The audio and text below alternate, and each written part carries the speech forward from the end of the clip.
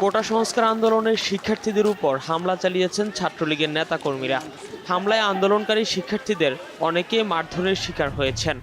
আক্রান্ত শিক্ষার্থীদের মধ্যে ছাত্রীরাও রয়েছেন।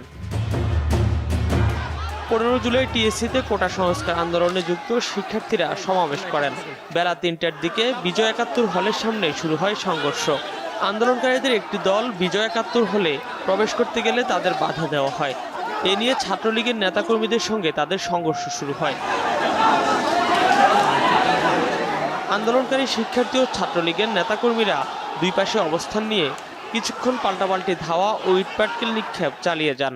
অনেক শিক্ষার্থী ছাত্রলীগের নেতাকর্মীদের লাঠির আঘাতে আহত হয়েছেন।